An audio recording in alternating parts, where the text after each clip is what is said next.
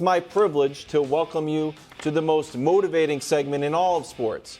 It's also the time where we take this opportunity to read some viewer mail. In the year 2023, we get a lot of physical mail, and we always address your comments and concerns. I love the old school approach. Well, we know. We just need my that was cold. Did come off a little bit more caustic than expected. Oh, I didn't know it was there. Yeah. There we go.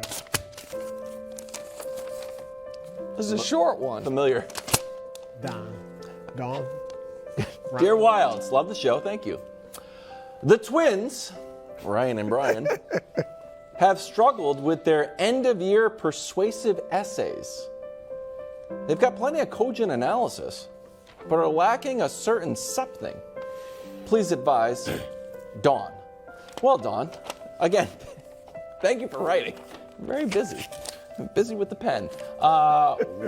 We talked to our team about that, and perhaps Ryan and Brian could enroll in one of your new endeavors, bro. Oh. Brew's Bass Academy. Takes with bass.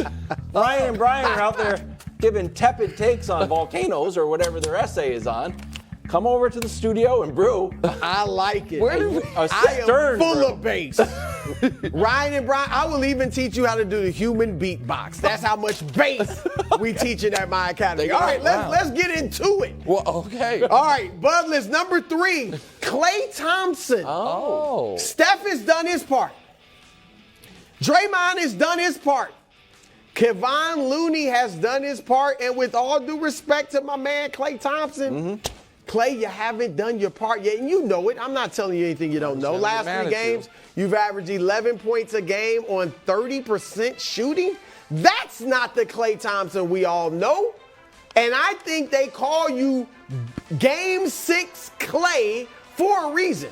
All right, because they remember all the way back to 2016. Nick, what did he do to Oklahoma City? Kevin Durant and Russell Westbrook. 11 threes, 41 points. Even all the way up to last season against Memphis when he hit 8 threes in Game 6 to down the Grizzlies. So, Klay, it is time for you to have one of those Game 6 performances. I believe in you. Excellent. At number 2, my man Devin Booker. D-Book, you've been arguably the best player in this postseason. You have been tremendous. The numbers are unfathomable. 36 points, 7 assists a game, 60% shooting, 52% from 3. It's ridiculous. You've been awesome, but here's the thing. Now your backs are against the wall. You're facing elimination down 3-2, and the last time we saw you down 3-2 or facing elimination, it wasn't good. Nick loved it, but I didn't. You scored 11 points on 3 of 14 shooting. Down by 45 at one point. Right. If you have that type of game in an elimination moment after this postseason. Great take. Right? The postseason where you've been so good that my friend Stephen A. Smith's calling you the light-skinned Mamba after your hero Kobe Bryant. I'm going to remind you, D-Book, little inspiration. Light-skinned brothers got that dog in. All right? Steph, Klay, Patrick Mahomes, Jayson Kidd, me! All right? So let the dog out, D-Book. Let the dog roar tonight. Roar. I believe in you. Or bark, whatever. Bite. Bark and bite.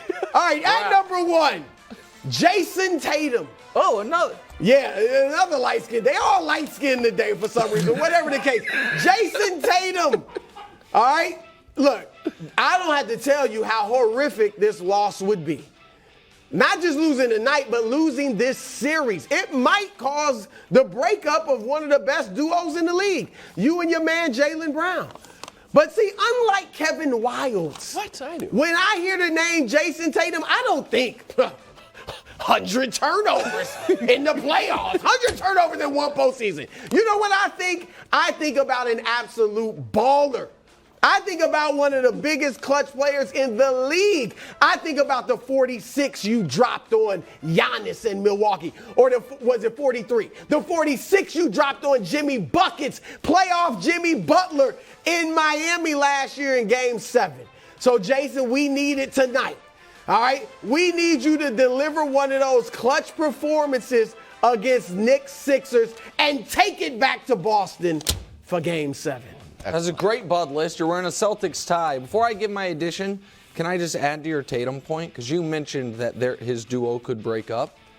It's very interesting when you look at, if the Celtics are able to come back from 3-2 down on Philly, maybe that causes the breakup of Embiid and Harden. Maybe that's one less. They stay together. They keep moving. We don't know what's going on in Milwaukee, who they're bringing back. They're changing their coach. See what it is. Conversely, as you said, if they can't come back, maybe Harden stays.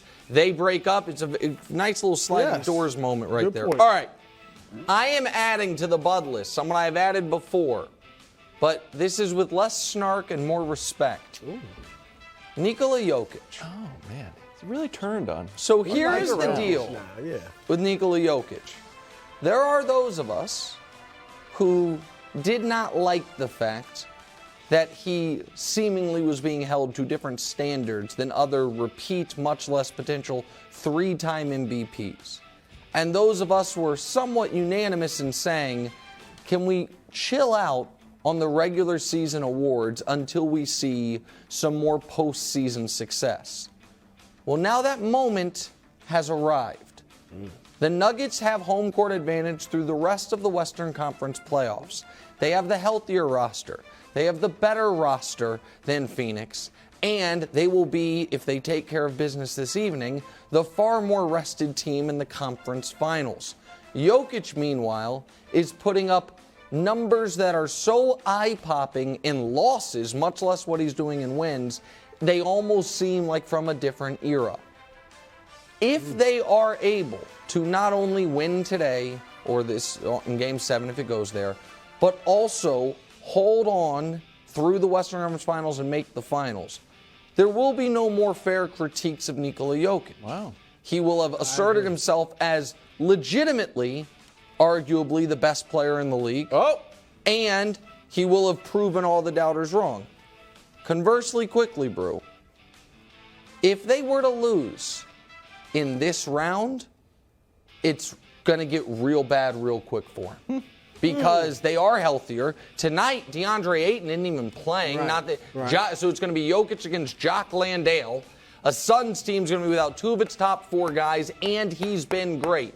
If somehow they come unmoored and they lose this series and he still has only 1 conference finals appearance, a lot of those critics, maybe myself included, will come right back. So it's a big spot for him. It's interesting what you say, because if he gets to the finals, certainly if he won it, now you know what the conversation starts to become. Where is he at all time? Oh, sure. And keep climbing. I mean, really, as centers. If he were to win the championship. As we talk about the all-time great centers, where is he? Sure.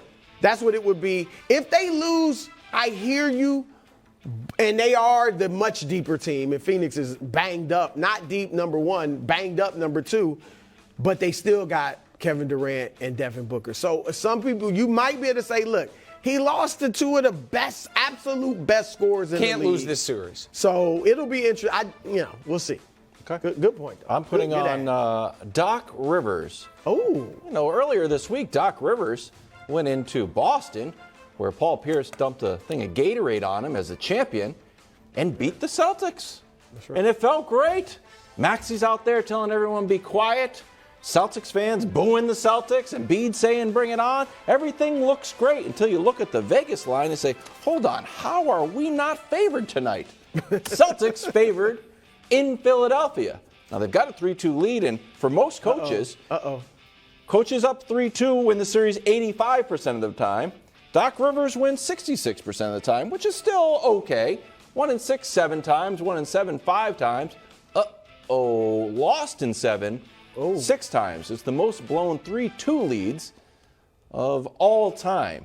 Now, if that happens again, not only are you talking about like maybe Harden's like, I'd like to go back to Houston. Maybe Philadelphia is looking for a new coach. So this is pretty close to a must-win game in a game that they are home underdogs. So I'm putting Doc Rivers on the Bud list. That's a good ad. We all know Doc's history, the biggest 3-2 blown leads, most 3-1 blown leads. I think he could win it in 7, right? They don't have to win this game tonight. Now, I mean, I'm just saying, if they win the series, that's the key for him. Mm-hmm. But, yeah, you'd rather get it done in 6 than have to go to Boston, that's for sure. You think they win? I think they win tonight. Yeah, I think they win tonight. I think that my basically perfect streak of the NBA playoffs continues. That's what I think. Wasn't Dallas's pick? Your Once team didn't even get to the playoffs. Once the playoffs started. You lose bragging. You lose all bragging rights. Once the playoffs started. It's the rule. You didn't read the bylaws? Once the playoffs started. Thanks for watching. Subscribe here to get more from the show and to check out clips from other shows on FS1.